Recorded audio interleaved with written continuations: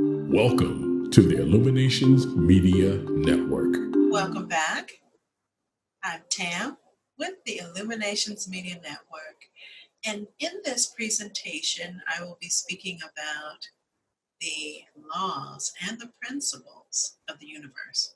These are the immutable, always present, always steady, always consistent principles and laws, if you will, that govern our lives and the entire universe. And I'm excited to bring this to you simply because it's a very important piece of the puzzle in my mission to help everyone that I meet, all my clients, everyone who watches my videos or listens to my podcast, to learn these laws, to learn and step beyond the law of attraction. Certainly, the law of attraction is a huge one, but there are many other principles and laws that govern our interactions with our environment and also with ourselves. And so I hope you enjoy the presentation. There are about 33 of them, these particular laws and principles. And I'm sure that maybe you can find more, or you could probably find how they all interconnect. And so this presentation about the universal laws of creation has been a long time coming. It's definitely been something that I have been very interested in. So I've spent quite a bit of time researching and cross-referencing, just getting something together here that can not be something ironclad. I'm sure you might be able to find more laws, or you might find less. There are a few redundancies in these principles and laws that I've found, but I just want to share, and the whole purpose is to get you to be thinking about these laws and thinking about how they apply to your life in every day. So let's go ahead and start with the universal laws and principles of creation. So the first set that I'd like to share is coming from the Kybalion. And you might say, well, what is the Kybalion? Now, to quote the Kybalion itself, it's actually a document, and it says the 7 Hermetic principles. The principles of truth are 7. He or she who knows these understandingly possesses the magic key before whose touch all the doors of the temple fly open, the Kybalion. And so basically what the Kybalion is, and it is principles from ancient Egypt that were passed down to the Greeks, thus the Hermetic principles. This is, in a nutshell, I think, all of the laws, all the 33 that I did find. Principles and laws, I'm using them interchangeably, but with respect to the Kybalion, they are stated as principles. And what it means is that these are systems and outcomes that are repeatable and they are unchangeable. They're things that happen the same all the time. No matter who's using them, when they're using them, they just apply. So we can look down this list here of these 7 principles. And certainly mentalism speaks to thought, that everything in the universe is mental. And this is what the Kybalion is speaking to. The principle of correspondence, that certainly it is self-explanatory, that everything is in relation to other things, that there's a dance going on in the universe. Certainly the principle of vibration, and that speaks to the fact that everything is moving at a certain speed or rate, even if you don't think it's moving. It is in perpetual movement. Some things are slower, some things are faster. You can think back to science class where We found that liquids, for instance, and gases move more quickly than things that are more solid, like minerals, like gold, for instance, um, and things like wood. Uh, Things that have a more dense matter tend to move more slowly. There's also polarity, which speaks to opposites, if you will. We know that there are poles on our planet Earth. There are poles, basically, to tops that are spinning. There's, just a polarity of opposites. This principle of rhythm. We're going to see a lot of these repeated in the ones that are coming up. Rhythm speaks to patterns. Definitely patterns. Oh, we moved too quickly, so we'll go back here. And then there's also the principle of cause and effect, that when one thing happens or when one thing moves, something else has to move along with it or move out of its way or be pulled along with it. That when one thing happens, other things are going to happen as a result of that one thing. There's the principle of gender. The gender is speaking to opposites and quality, if you will. We have the masculine and the feminine. And mostly everything in the universe is going to have what we would call masculine qualities or feminine qualities. And so the next is the individual. And I entitled this grouping because it seems to speak to how an individual would operate in the world. Certain behaviors or decided ways of being that an individual would be in order to interact in the world. So these are choices that we would make as individuals. And certainly there's the law of attraction is there. That can go in many directions, but the person can intentionally use the law of attraction, knowing that where they are thinking and where they're feeling has a certain vibratory signature, if you will, and that all things that are vibrating on that same signature or that same channel will be attracted and drawn to the individual. So that's important for the individual to be aware of with the law of attraction. And certainly I think the law of attraction is one of the most popular, the most well-known laws or principles that we've seen. There's also the law of deliberate creation. This is where you deliberately choose, to create something. You use your intention or desire to want to have, do, or be something, to make some changes in the world. The law of allowing, that's an important individual characteristic that someone may want to engender, simply because if we ask for something or we intend to do something, but we don't accept, what has come from our desire, the fruits of our labor, well then what's the purpose of it? Just allowing it in without resistance. Another one is the law of sufficiency and abundance. You can just look around the world, even though there may be an appearance of lack, it's generally man-made. Lack is generally a man-made condition, but it is not part of reality. The reality of the world is that there is an overabundance of everything, and it's all provided. There is an ebb and a flow of that.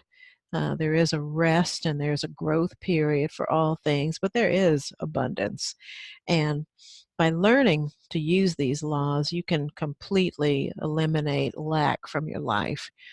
Because again, wherever you are vibrating and wherever you're focusing your attention, that is going to be a part of your experience. And so you can choose to leave lack out of your equation. Pure potentiality, that speaks to the fact that everything that you can desire, that you can think of, it exists somewhere. So everything is a pure potential, a potential that you get to decide on what you want to experience. There are no limitations here.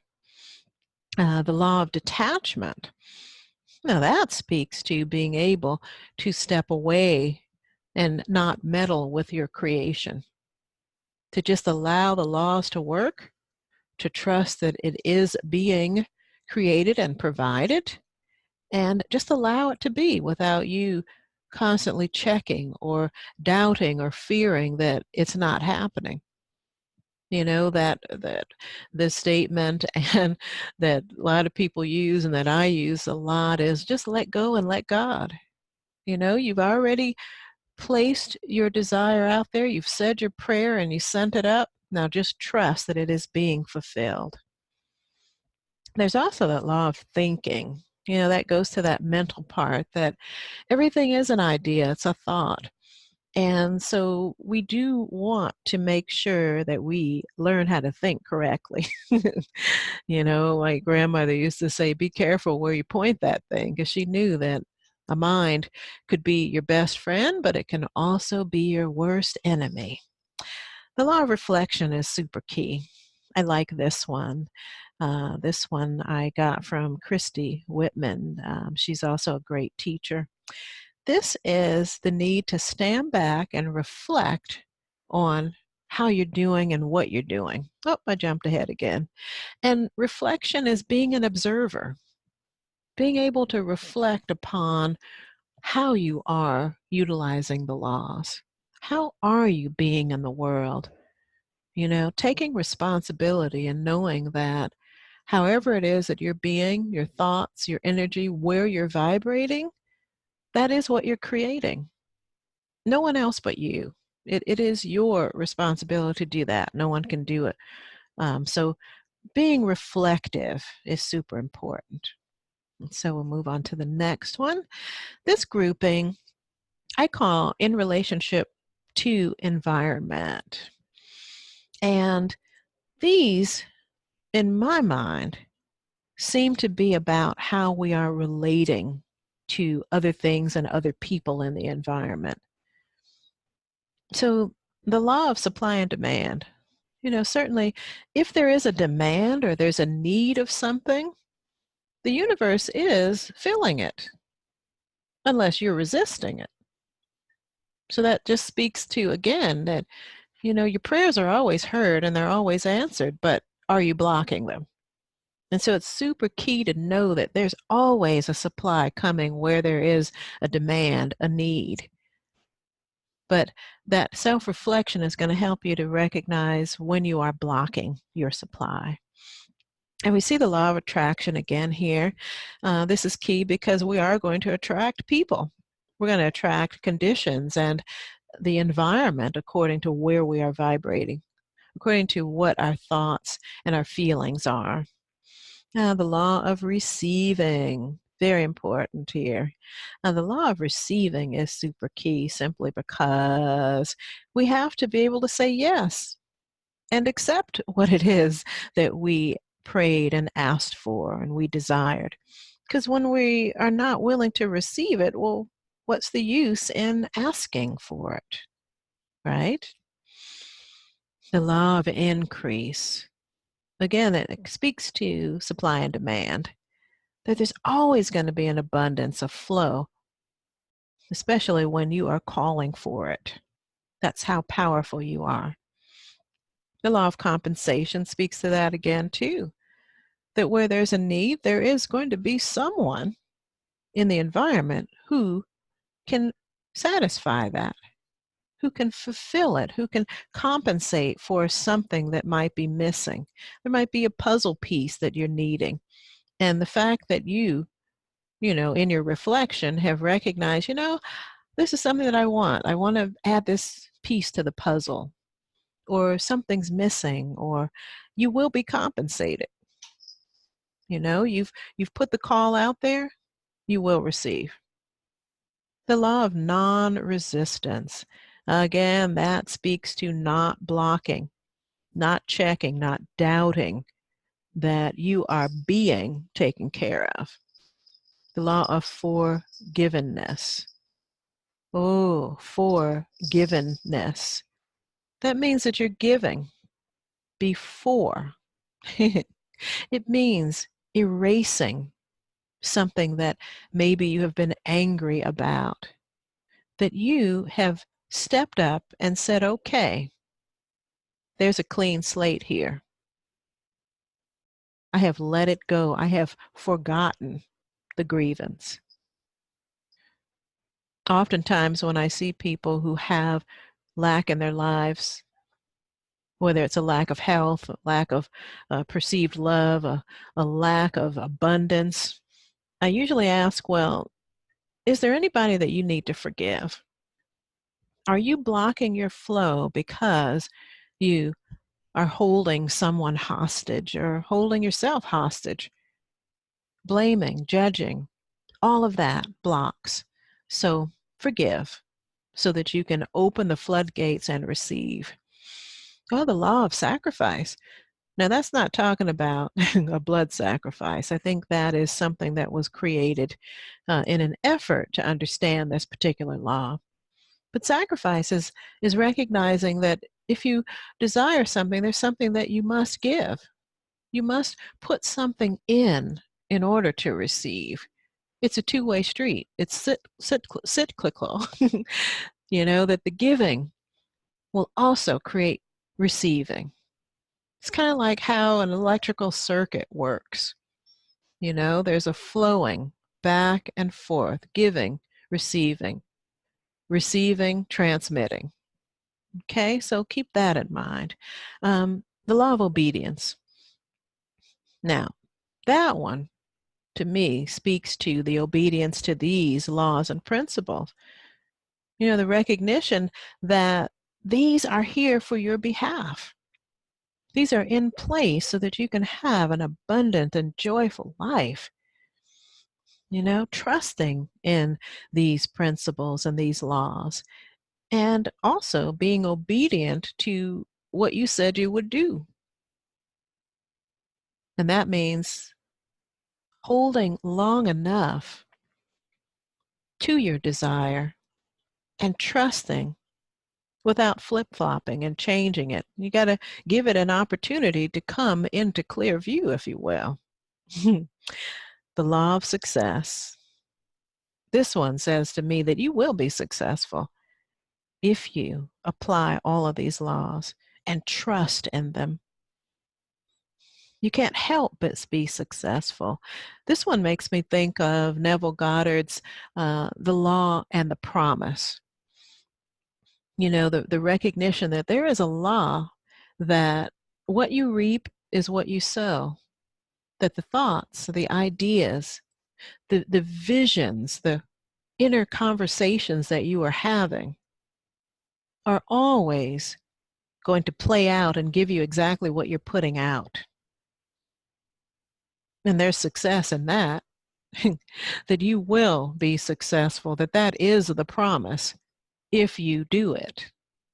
If you act as if it's already done with full faith and full belief, praying, believing that you already have it, enveloping yourself, you know, the recognition that you know that you are rich.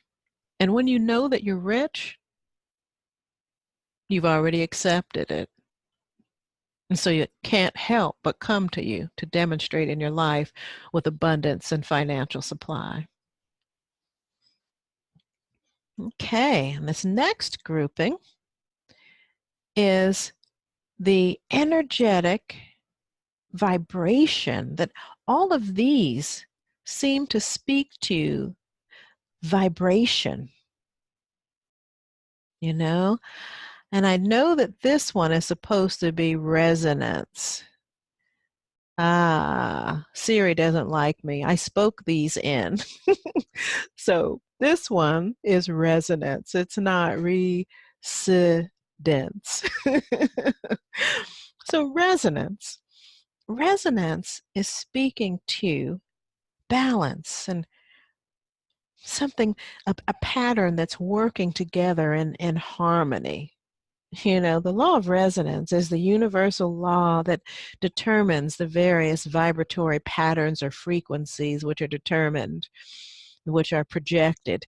And they're based on your thoughts, your beliefs, they work very closely and are intertwined with the law of attraction.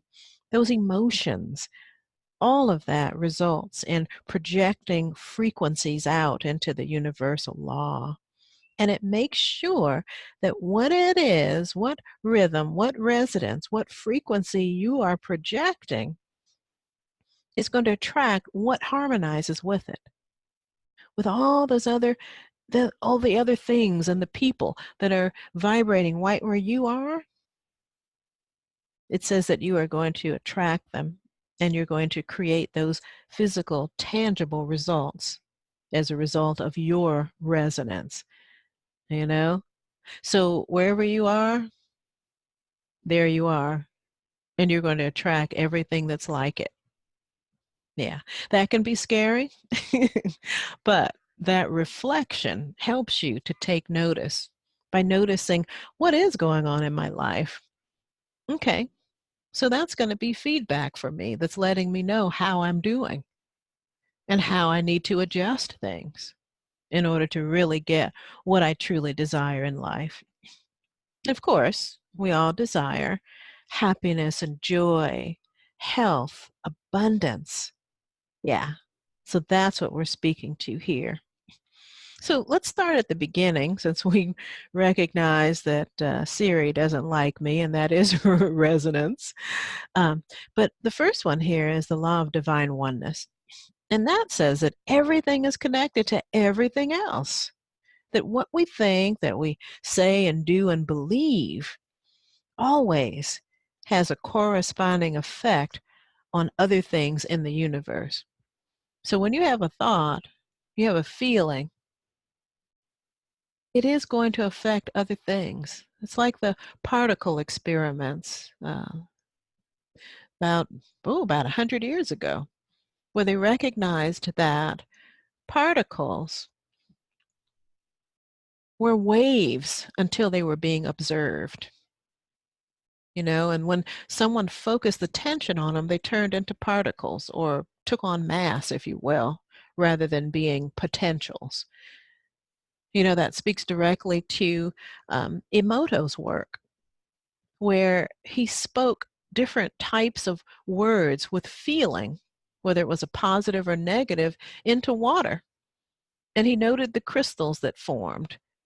And when he spoke loving expressions and terms of endearment to a glass of water, and he froze that water, even taping beautiful words to it, it would form in beautiful geometric forms and looking like beautiful snowflakes of just beauty.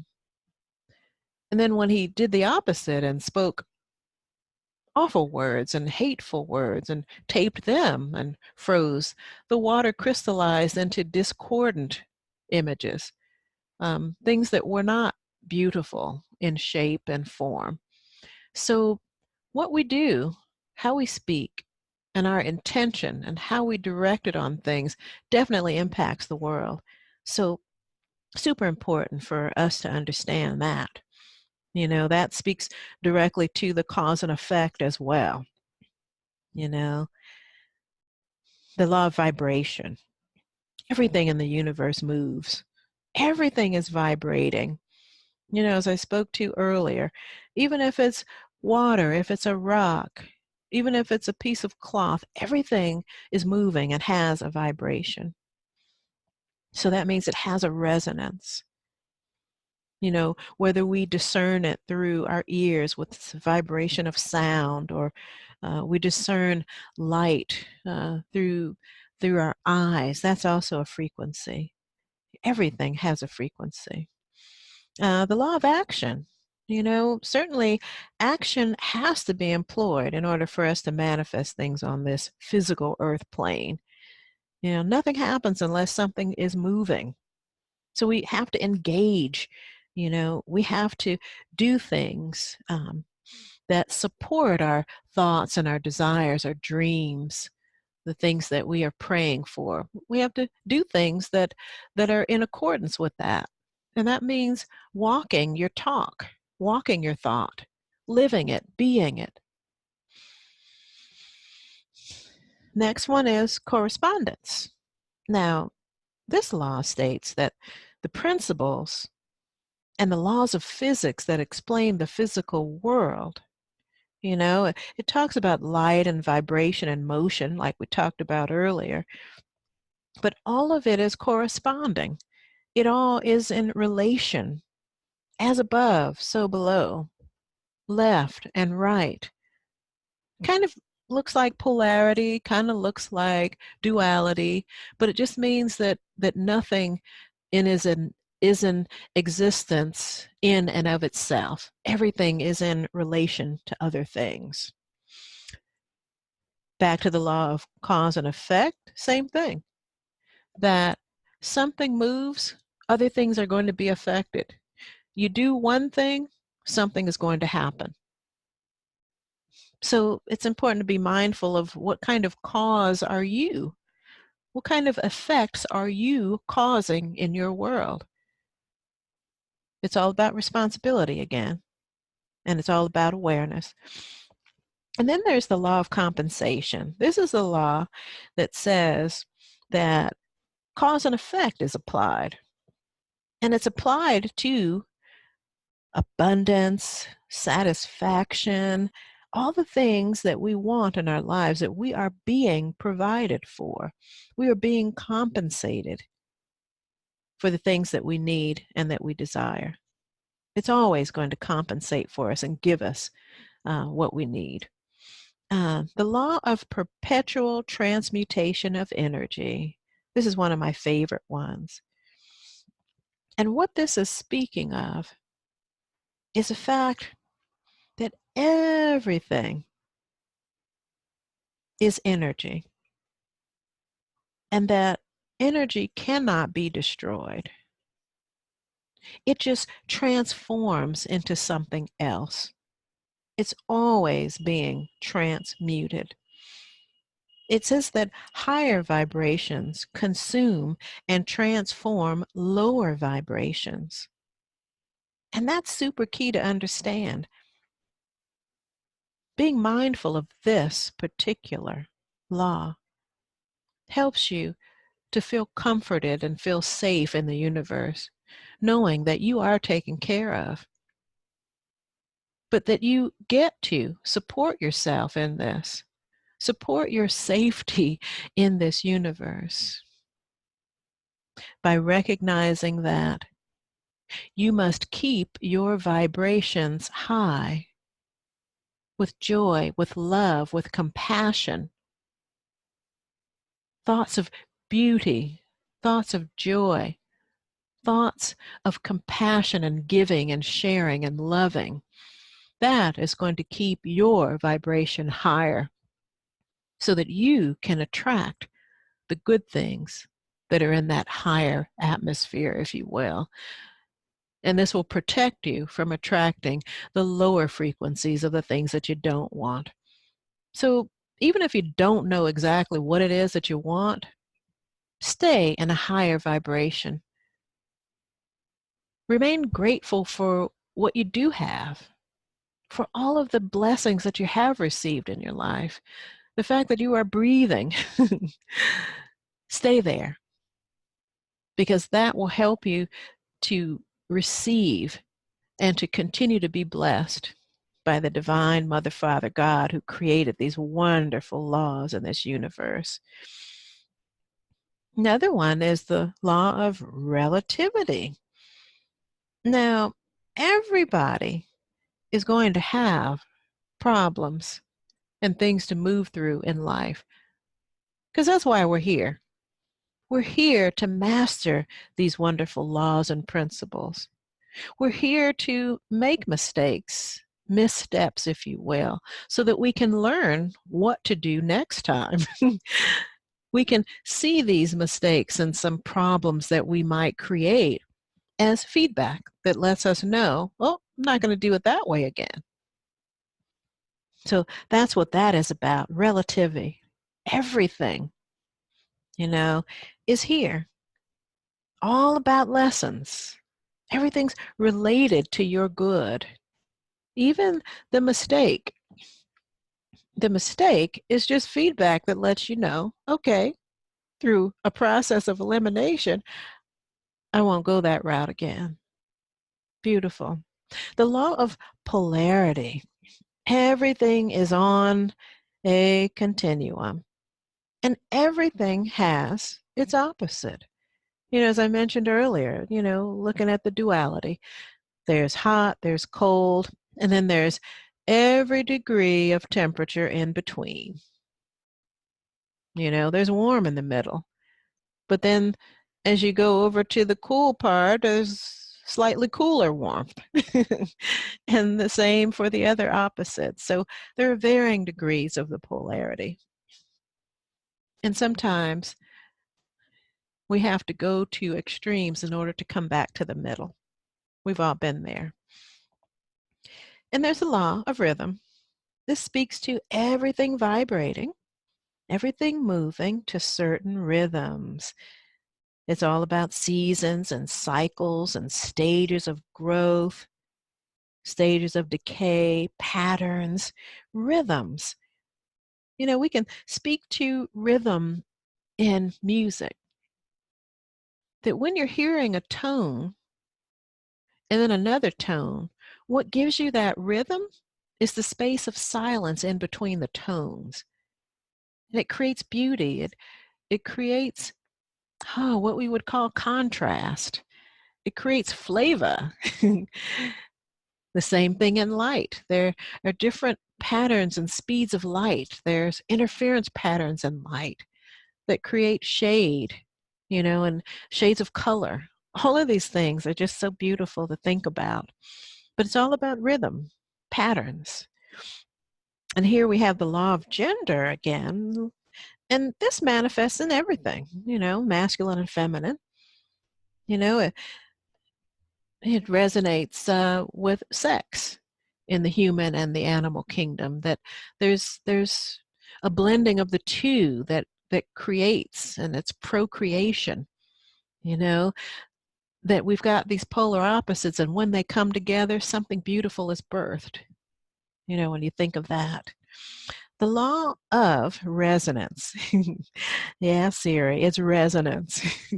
And we spoke to that. That was the first one that we talked about, just about balance of frequency, then harmonizing of energies, that creates wonderful, beautiful manifestations in the world. And then we've got the law of growth. Growth is the one that's the easiest to think about. This is the one that lets us know that, hey, when a seed is planted, it is going to grow. It can't help but grow.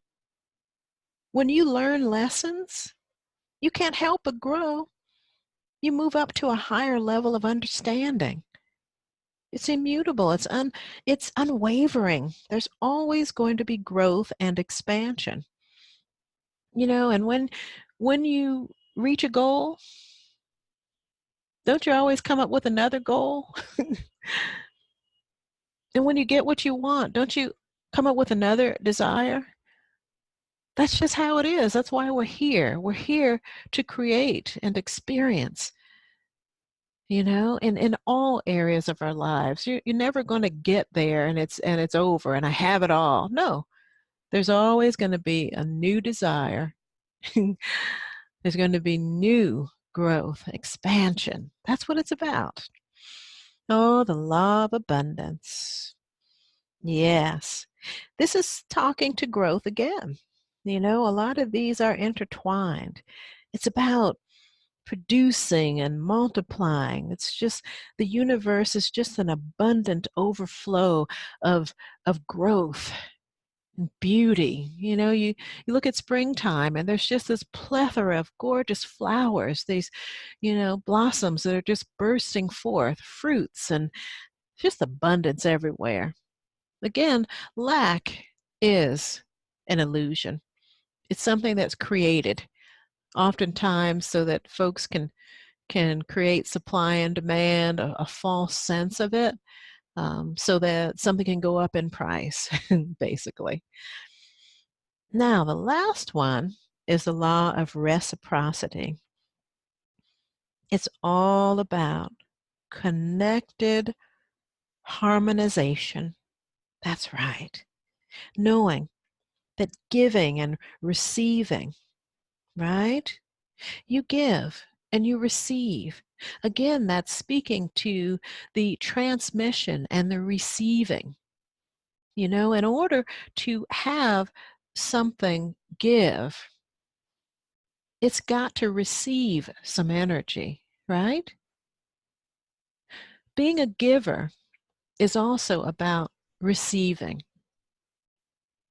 Being a receiver is also about giving, because it is a cyclical process, back and forth, you know?